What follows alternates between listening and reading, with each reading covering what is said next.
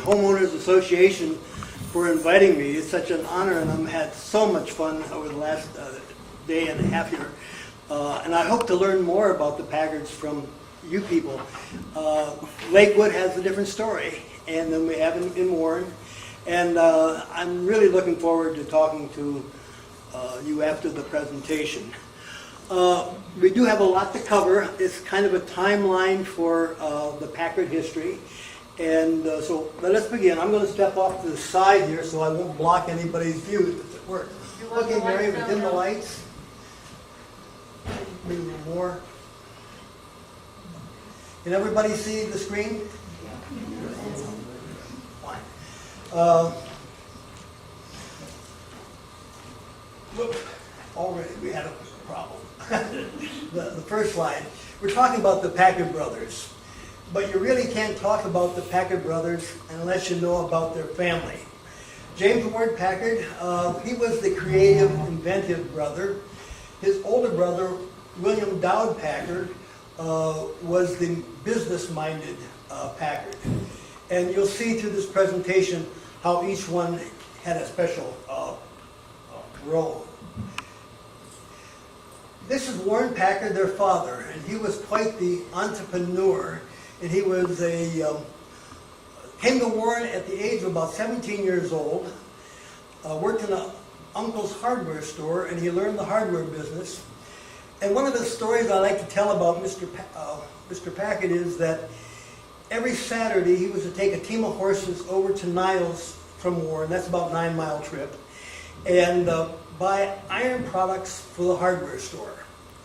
Instead of seeing this as an interruption on his weekend, he saw this as an opportunity, and that's what Mr. Packard was very good at, seeing opportunities. He would go around all week long and collect scrap iron, and he put that in the trailer, and he would take that over to, or the buggy, and he'd take that over to the iron mill, and he'd sell the scrap iron, and that money he'd go in this pocket. He'd take care of business out of the other pocket and buy the products for the hardware store, and he did this every weekend, and by the time he was 21 years old, he had enough money accumulated to buy a partnership in that business. Now, I'm mentioning him being an entrepreneur. He worked he had a hardware stores actually, lumber and sawmills. He had 13 of them from Warren all the way up through up here in Lake Chautauqua area. He had hotels, and he had iron and rolling mills, and he was being very, very successful in his early life. However, his personal life was not as fortunate. He was married to Sylvia Camp, and on September 1st, 1852, they had 2 sons. And the first son died, his name was Rolla, and he died in 1855 at the age of only 10 months. The second son was Harry, who was born in the fall of 1856, and his mother died just a few weeks later, on December 4th, 1856. She was only 23 years old. Harry died in December 1858, 2 months after his second birthday. As you can see, we often say, oh, I wish I was in their shoes, but maybe you'd have to think about that before you step forward. Mr. Packard remarried on November 20th, 1860. He married Elizabeth Dowd Packard, and here she is sitting. This is about the only picture I've seen of her, and she's sitting there with her son, W.D. Packard. They had 2 boys, William Dowd Packard and James Ward Packard. And then they had 3 daughters. The first daughter was named Alaska. The second daughter was named Carlotta. And 14 years later, they had Olive Packard. At this location, now people in Warren would know what they're looking at here.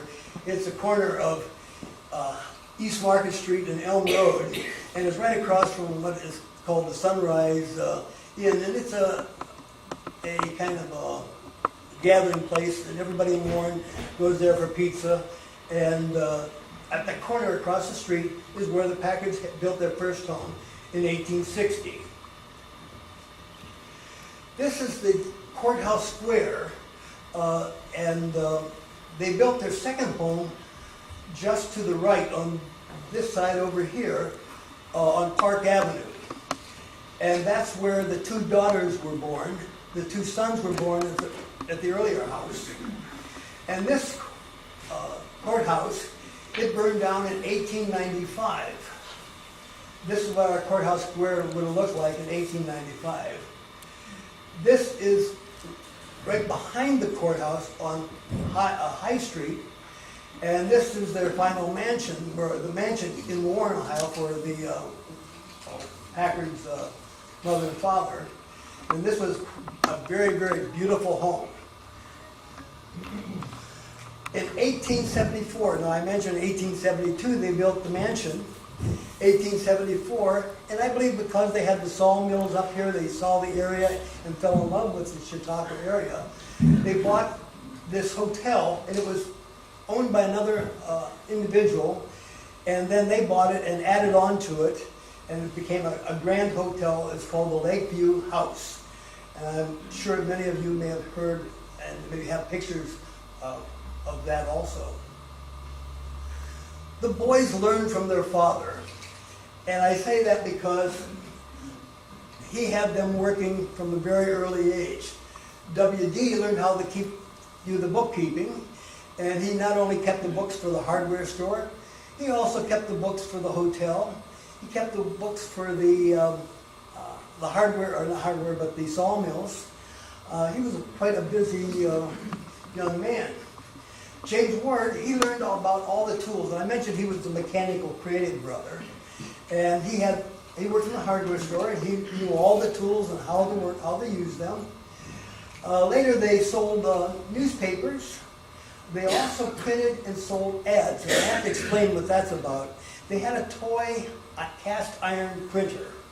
And they could run off actually a single sheet and make a little ad up. And so they made an ad, and they stuffed that in the newspapers that they were selling. It wasn't long when people in town realized, gee, I could get an ad from the Packard brothers cheaper than going to the newspaper. That was going to the same people. So they had quite a nice business going for a little while. I think probably the newspaper complained about it. Both James Ward and W.D., they worked as bellhops in the hotel. Their father owned it. That didn't mean they just could go there and lay down and enjoy themselves. They also sold, and this book here, this is the cover of a Columbia bicycle catalog. And W.D. would order these bikes, mail order them, and James Ward would put them together and make bicycles for their customers. So as you can see, they were always very busy as young kids. Okay. Education. All of the Packards graduated from Warren City Public Schools. W.D. Packard went to Ohio State and studied business. Now, I don't tell the students when I'm giving a tour at the museum, but W.D. only went 1 year, and he found out he knew more than what the teacher did because of all of his experience in business with his father's businesses. Now, James Ward Packard, he graduated from Lehigh University with a degree in engineering. After graduating from college, both of the Packard brothers, W.D. and James Ward, went to New York City and worked at a company called Sawyer Mann. Now, this is what that building would have looked like at that time, and it later became Westinghouse. Well, they worked there for 6 years, and they climbed the business organizational chart and were doing quite well there. But they knew what it was like to own your own business because of their father, and they thought to themselves, let's go back to Warren and start our own electric company. Now, in Warren, W.D. had talked, because of his business with Sawyer Mann, taught the Warren Power Company to build a electrical generator in Warren, right on the Mahoning River. This is just a block or so away from the Packard mansion. And this was built in 1890. And that was the same year that Packard started their Packard Electric company in 1890. At first, they called it the Packard Electric Company, and they were selling stocks, and they thought for sure a lot of the people would buy the stock, primarily because the name Packard was such a good, solid business name that they felt that the Packard name would attract a lot of business, a lot of people to buy stocks. However, it didn't work out that way. So W.D., who was, like I say, a business genius, he hired or talked an associate that he knew in New York City, a man by the name of J.W. Peel, and they made him president of the electric company. They changed the name from Packard Electric to New York and Ohio Company, Packard Incandescent Lamps and Transformers. And now the stock sold readily. It saved the business and got it going. Packard's sister, the oldest sister, Alaska, she became the plant superintendent, and that was unheard of back in the 1890s because women just really weren't in the workplace, certainly as management. Packard, he was small in stature, and he could put the filaments in the light bulbs himself. But he hired men, and their hands were so big, they had difficulty assembling these lamps. Then they realized that women with their sewing skills probably were more adept and could do this better. And they ended up hiring over 100 women, and Alaska was their supervisor. In 1990, in Packard and Warren, they interviewed one of Mrs. Packard, Alaska Packard's employees. And she was in her 90s, and she said it was a pleasure to work there. They worked very hard, but if a machine would break down, W.D. Packard and James Ward Packard would run over, jump in and fix this machine, and of course they were wearing suits at the time, and by the time they were done, the suit was covered with oil. And but they felt if the Packard brothers were willing to work like that, they would too. And they enjoyed, the best part of the day was walking to work, and Alaska would meet them halfway there and walk to work with them, and they had the best time. And then when they got to work, it was work as should be. Here it shows the ladies assembling the lamps. At one point they used bamboo for filaments, and they would split bamboo. William Dowd Packard married Annie Hadley Storer on July 11, 1891. They were only married for 4 years when Annie had complications with an appendicitis, and she passed away on June 28, 1895. William and Annie had a son, and the son was named Warren Packard II, named after his grandfather, Warren W.D.'s grandfather. He was born on October 5th, 1892. He married a woman by the name of Jane Braden. And they had a son, and their son was named Warren Packard III. And I had the pleasure of meeting him. Who was only 2 years old when his father was killed in an airplane crash. So Warren Packard III never really knew his father, but he was raised by his aunts, the Packard sisters. 1895, notice time moving very fast here, but this is the location where the Packard second home was. And they moved then to the mansion, and that's where the two, Alaska and Carlotta, were born. And they tore that building down and built the Packard Block building. And right about up here, that's where the title, it says Packard Block. But that became his office. But before he really got established in his office, the courthouse burned down in 1895. I showed you the wooden courthouse earlier. So Packard's offered to use his office as the Trumbull County Courthouse.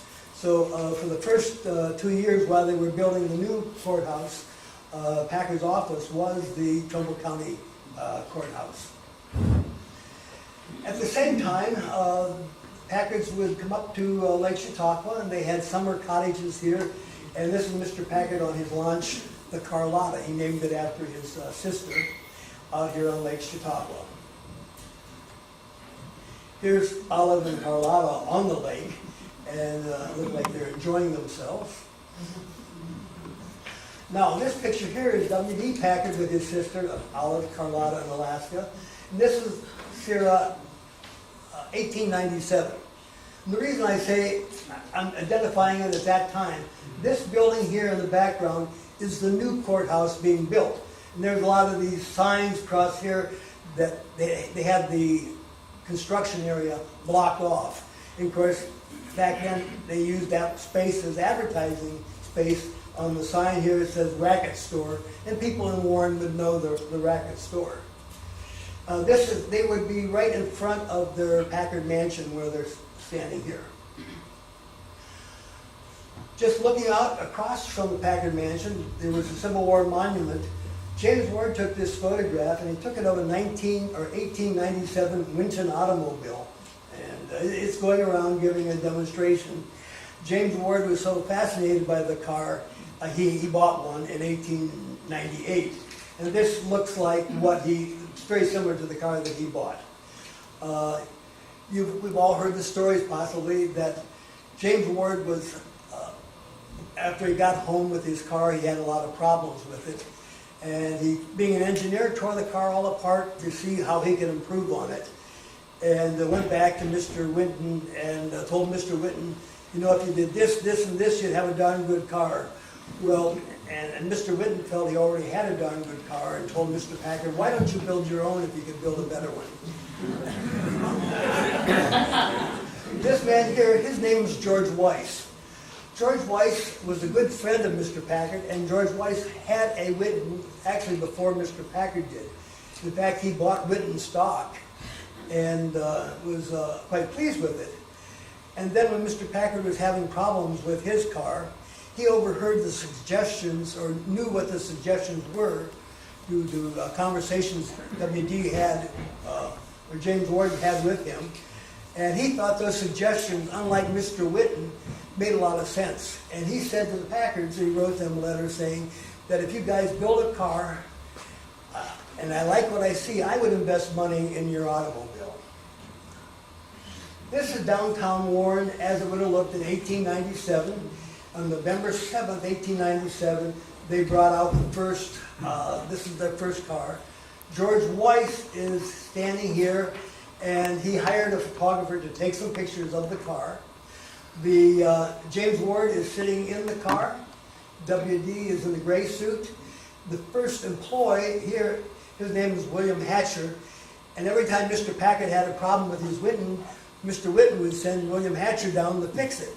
Well, Packard realized this was the best mechanic that Winton had, and he made him an offer he couldn't refuse, and so he came to work for the Packards.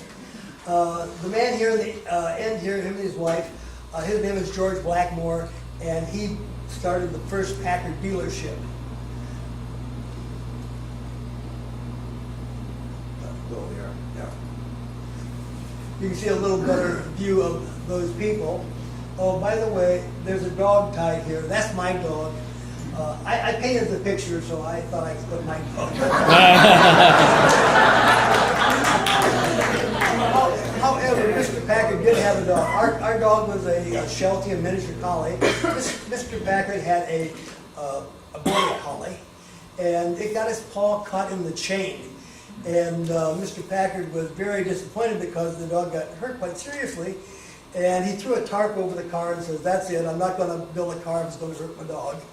And but as the dog got back to its old playful self, they took the tarp off and proceeded with building the car.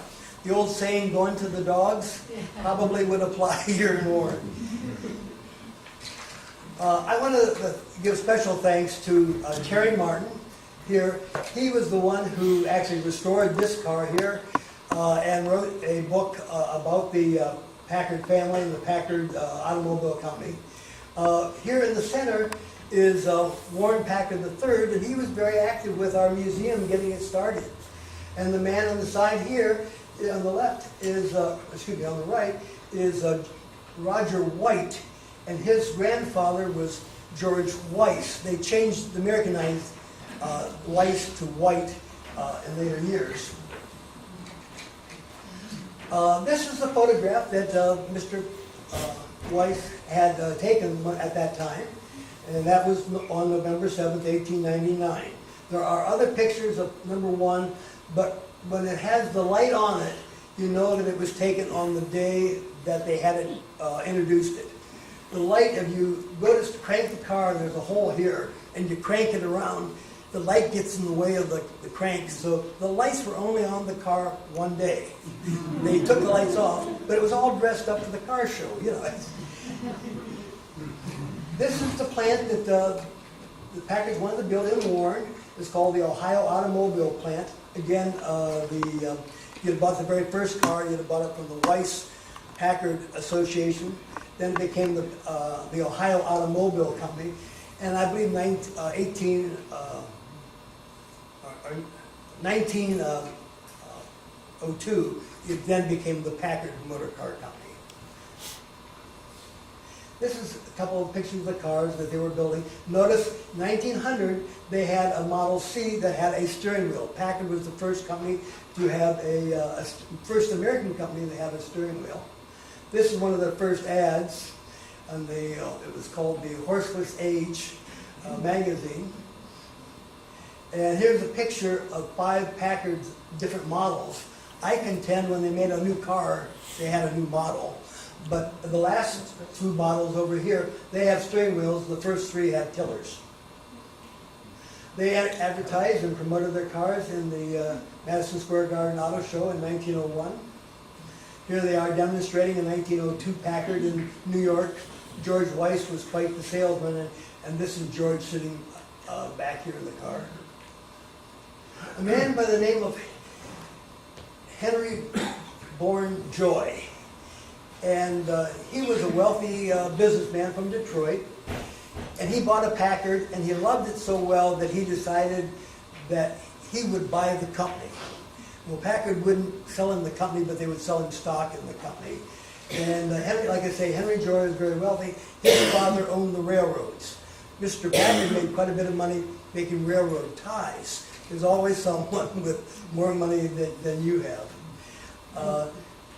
In 1902, Warren Packard, or James Ward Packard, he built the first modern apartment house in Warren. Unfortunately, they're in the process of tearing this building down. Now, this is how it looks today. You can't really see the beauty of it, but it really was quite a fantastic apartment house, and many of the very wealthy citizens ended up living there. 1902, they had, this is the plant in Warren of making like the Model F, and the men would move from station to station rather than the car. This is the 1903 Old Pacific, and this made the transcontinental trip across the country in 62 days. And of course, coming across the country, starting in California, going to New York, there weren't any roads. So they just kind of plowed their way through. And there were places where they had to lay a tarp down in front of the car so it wouldn't sink into the sand. And then they picked the tarp up and put it ahead of it again and drive over it and pick the, this leapfrog effect. The average speed during that section of the trip was 2.5 miles per hour. You could walk it faster if you left the car behind. In 1903 also, they built a 4-cylinder engine, and to test that engine, they made a race car. And that was the first American car to go over 60 miles an hour. And that was really quite a feat because everybody knew that your blood would boil if you would go that fast. He got away with it. He got away with that. In 1903, end of 1903, they moved to Detroit. Henry Joy, a lot of the wealthy businessmen that Henry Joy knew, bought Packard stock. And when it came time to build the plant, the stockholders voted to move to Detroit. This isn't something that Mr. Packard really wanted to do. This is the Packard Mansion again. And, oh, I forgot to mention that while on November 3rd, I'll go back to that slide, Mike. On October 10th, 1903, when the company went up to Detroit, James Ward and W.D. were up there for a business meeting the weekend before. And they got word that their mother had passed away back in Warren, and they left the meeting and came back to Warren to be with the family. There's a lot of stories. They said, well, then that's when they all went. The Henry Joy, well, since the Packards weren't there, they kind of did their thing and let the Packards out of the planning. That's not really true. The Packards were involved in the planning. They knew that this move was going to happen. It wasn't what they wanted, but they knew that this was something that was going to take place. Since the home now is empty, Mrs. Packard was active with the Warren Suffrage Association, if you will. And she made her home, it was the national headquarters for the Women's Suffrage Association. And here, after that was over and was successful, the Packard home became a music store. And then we can see the Packard, this is inside the Packard home as a music store. It was Hall's Music Store.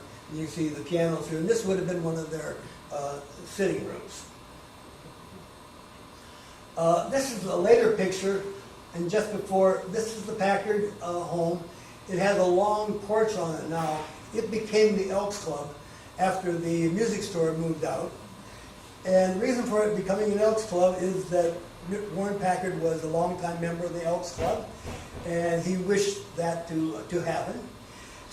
They took the porch that they had on the front and added a bigger porch. And this is like 1960, and the building next to it is the YMCA. In 1960, they tore this house down and added another building there. That's the swimming pool part of the YMCA. But this is the last picture I could find of the Packard house still standing. Now, that was 1903. 1904 was the first production car that came out in Detroit, and they produced the Model L. And what was unusual about it is that it was now, instead of being a one-cylinder engine, it is now that four-cylinder engine that they used in the race car. And all their cars were four cylinders. And notice now it has a front end on it. Cars didn't look like buggies anymore. This is where the engine would have been. J.W. and his wife, Elizabeth Gilmer Packard, during their honeymoon to Lake Chautauqua in their brand new 1904 Model L. And at the same time, in 1906, W.D. built a home in Warren called River Court along the Mahoney River. And that was for his new wife, Carolyn Bruder Packard. 1907, I only show this for one reason. Notice the grill on the front of the car. That stylized grill became a kind of a trademark of the Packard cars in later years. This is the home where James Ward Packard, they purchased this Abel homestead. It's on Park Avenue. It's only about 2 blocks up from the apartment house that they made, and that's where James Ward was staying when they first got married. Then they moved up to their own home, and this is it's now called the Buckeye Club. And this is what it looks like today, and I think it looked very much like that when the Packards were there. 1910, the cars, this is what the cars would look like. It would look like at that time. This is a picture up here at Lake Chautauqua from the river, or the lakeside, looking at I believe this is the Packard boathouse. And these are some of the cottages that were along the shoreline.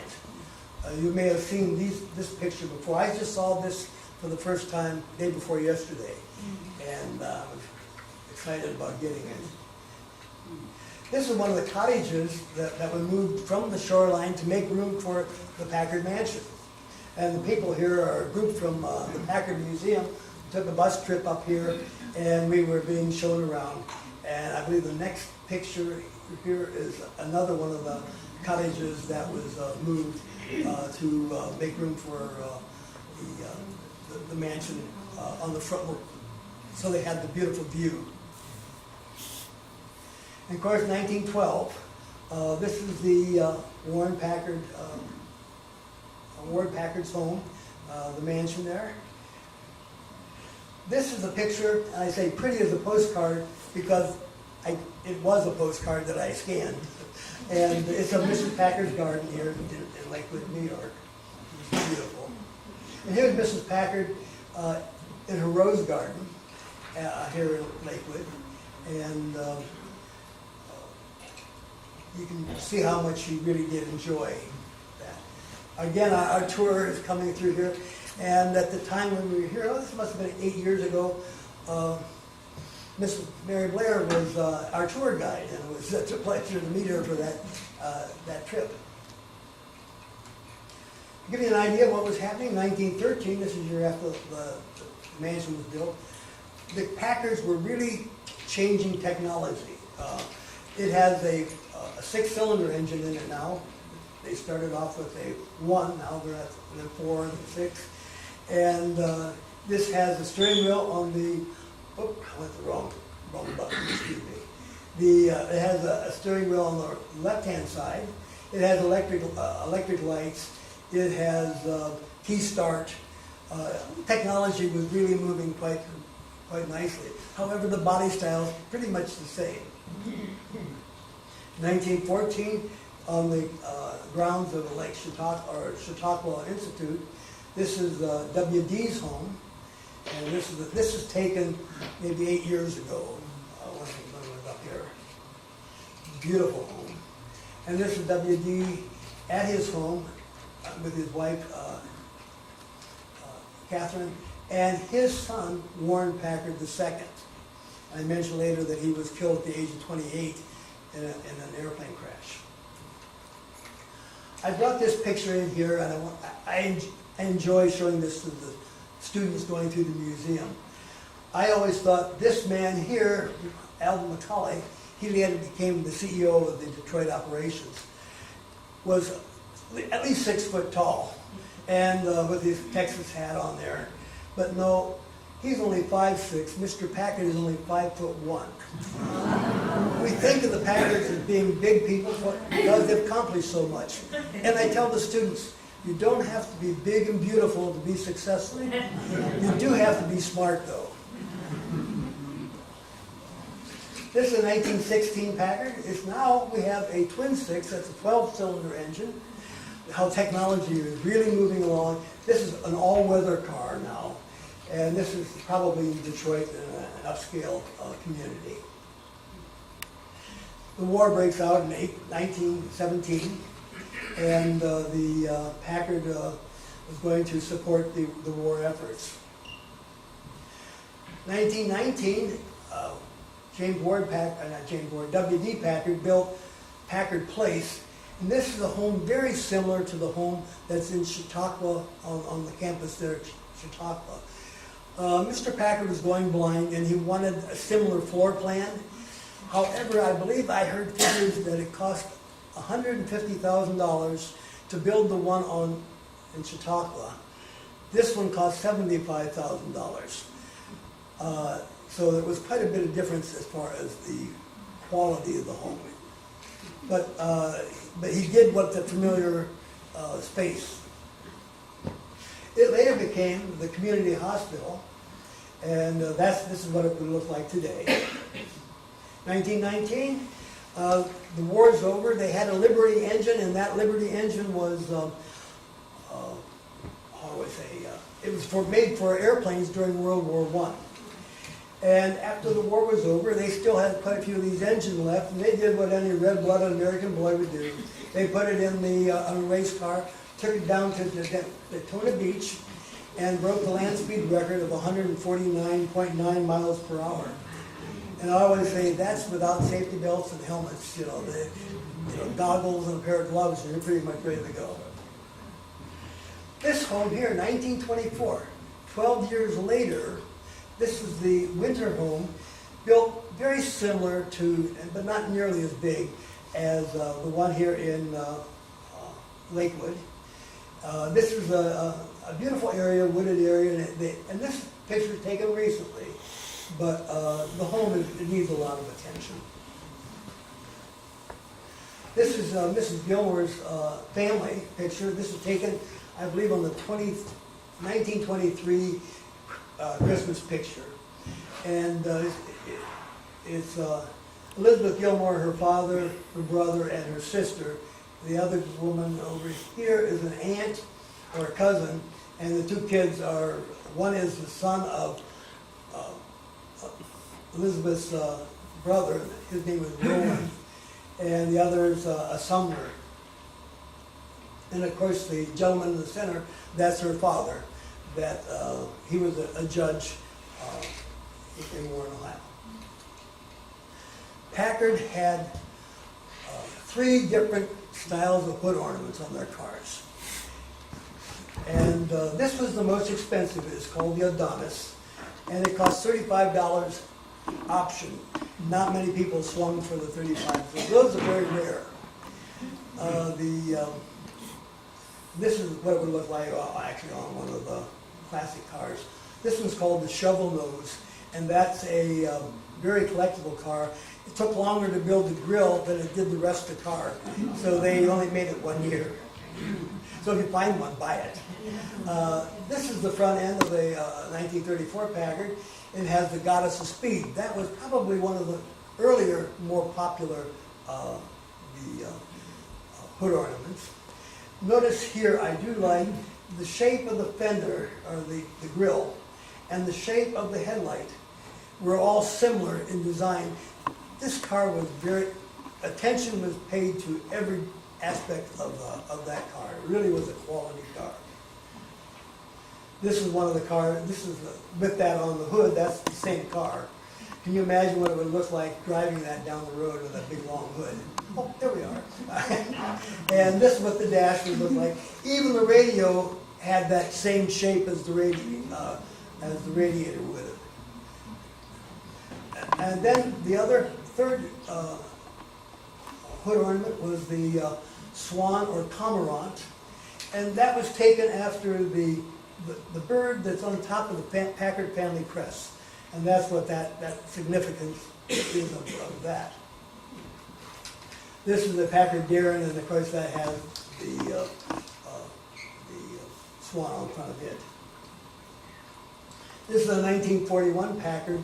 It's not the same as Mrs. Packard's limo, but very close. Mrs. Packard's limo was just a little bit longer than this. It was black, same as we see here, but was a beautiful and very, very stylish car. And that was the first year that the headlights were in the fenders. Before, they were always between the fenders. Of course, 1942, the war broke out. This is the Packard here, and General Eisenhower is standing ready to get in the car. There's some more Packard sitting back here. Packard supported the war efforts quite heavily. This is a Rolls-Royce designed Merlin engine. Rolls-Royce can't mass produce anything. So they went to Ford and General Motors and Chrysler and also Packard. And only Packard said, yes, we can build those, but we make minor changes like American standard bolts instead of the metric system. And they produced over 50,000 of these for the P-51 Mustangs, and also they were used in PT boats. I always tell the kids, this big engine, we have one in the museum, and it's a gigantic engine. And this was all built by the ladies because the men were away at the time. This is a P-51 Mustang, and that was the engine that changed the war.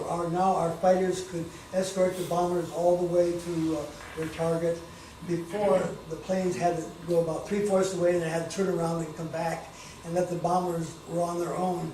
And we were losing about 75% of the bombers that were sent on to finish the mission.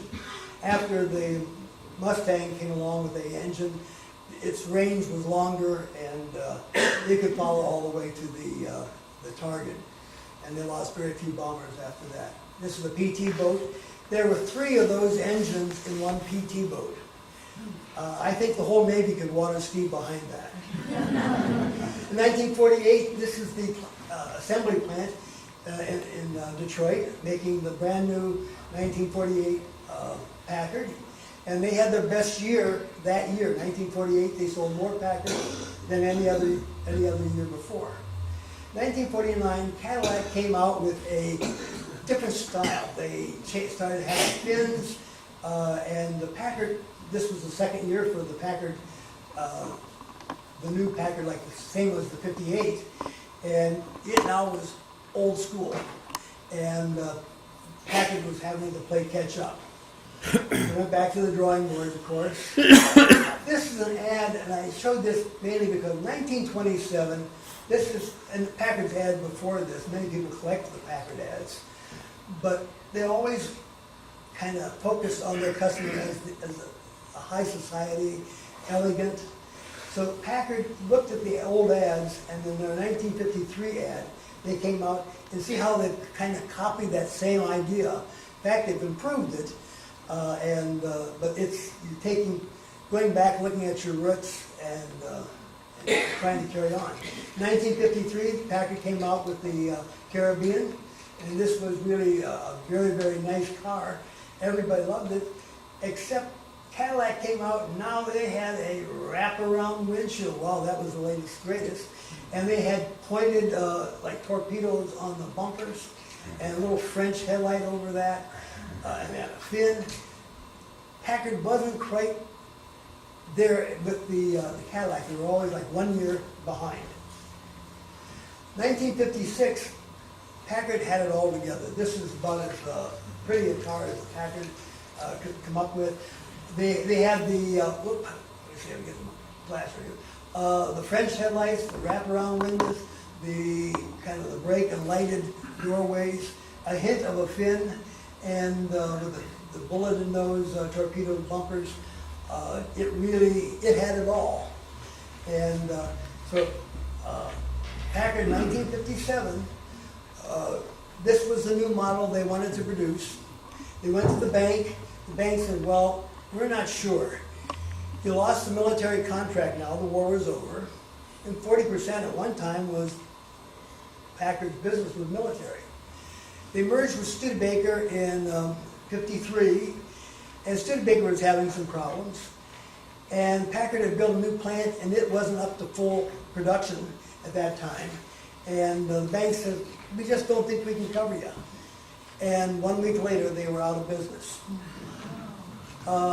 Look at this car closely, and you'll see like the porthole there, and the back window that would go, the windows would go up and down. 1957, 58 Mercury Lincolns had that back window. The Ford Thunderbird came out with a little porthole in 57. The hint of the fins, the headlights would pop up. All of these new features appeared on other cars, and you can see that these guys didn't sit around waiting to find work. I mean, they just went down the street. They were hired immediately because Packard engineers were respected. There's another example, and I pointed out how the window would go up and down. And the torpedo-type tailpipes. However, the Packard motor car company was gone. Packard Electric in 1960 or 1956 was just coming into its own. And by 1980, it had over 14,000 employees in Warren. And this is one of the many plants in Warren that Packard Electric had. Mrs. Packard would have still benefited by Packard Electric and the cars, even though Ward Packard had passed away in 28. She was still a stockholder, and the success of Packard Motor Car and the success of Packard Electric Company certainly would have meant something to her. W.D. Packard, in 1915, he donated a property across from his home on Mahoning Avenue and made Packard Park. Donated, and one of the features of the park was kind of a Japanese tea garden, and that was really very nice. 35, they had a Packard swimming pool, and the building there that's where our Packard Museum is at today. Packard, W.D. Packard also, a trust was set up to establish a permanent band and also the Packard Music Hall for them to play their concerts in. This was really quite a showplace in Warren. The Packard Band in the summertime performs twice a month, and in the winter it's once a month, and they are outstanding, truly amazing. Every time I go, I keep saying, I think they're better. This is the best performance I've ever seen. And this was a couple weeks ago, I believe. And the crowd, I turned around and started just taking some pictures in the back to give you an idea of the size and how it is appreciated. Andrew Carnegie in 1904 donated a public library to Warren, Ohio, and many cities. In 1926, James Ward donated $55,000, which doubled the size, or doubled the contribution that Carnegie made. It literally made the library 3 times as big. In 1915, and we had a discussion last night here about Mr. Packard bought a Ford fire truck for Lakewood here. And they restored it. I've taken the pictures here just a few years back. And we wondered, Packard, didn't they make a fire truck? I'm not sure. But no one ever said Mr. Packard wasn't a good businessman either. He probably said, you got more for your money here. When Mr. Packard passed away in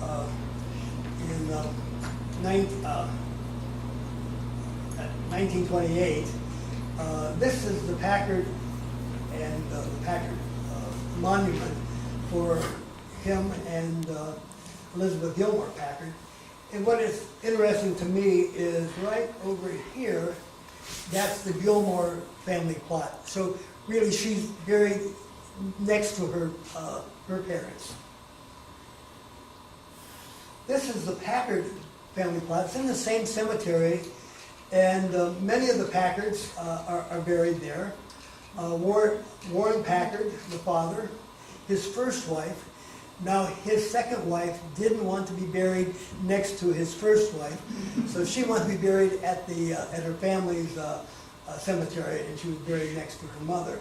I can't make out. Well, it's this is the son that was born, only lived a year or so. His first wife, the second son that passed away shortly after, and then this is I don't know, pretty here. That's Annie. Okay, Annie Stoner Packard, and she's buried there. And here is Mr. Packard, W.D. Packard's second wife. And then this is Warren Packard II and Warren Packard III. And only one of the Packard sisters, Carlotta, is buried at the Packard plot there in Warren. We'll move on here. This is, I went out to the family plot. It's the Fothroth Cemetery just outside of Lordstown. It's about 4 miles from Warren city limits. And Mary Packard, the mother of the Packard brothers, of course, she's laid here next to her mother. And then Alaska Packard is laid there beside her. James Ward Packard made a $1 million gift to the Lehigh University, and he donated this Lehigh engineering building. And the very first Packard That's number one. Now, it has been at the Packard Museum. In beautiful shape, still runs, and it's on display at the Lehigh University in Bethlehem, Pennsylvania.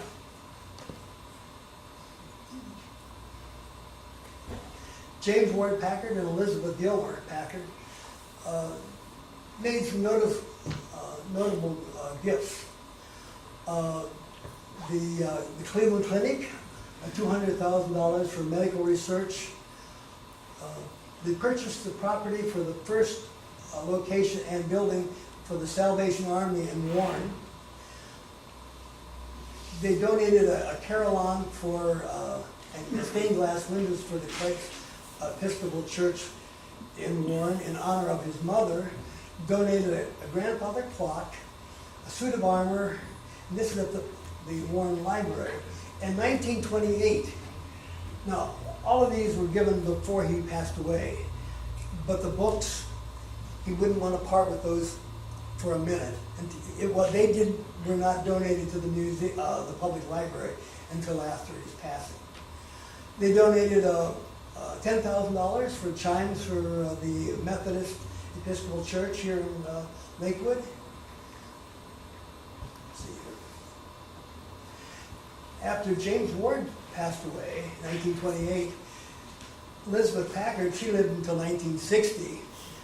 And she, during those period of time, she, in her good judgment, she donated money for the Little League baseball team, or not, wasn't Little League at that time, but it was equivalent to what Little League is today, for 7 and 12-year-olds. She bought the uniforms and protection and bats and balls and gloves, all the accessories needed to go with that. In 1938, she donated a new wing to the Jamestown Hospital. 1939, she made a generous gift to the Jamestown Boys Club. 1940, she set up a scholarship fund to make college possible for many of the young people in Lakewood. And she also served on the Lakewood Board of Education.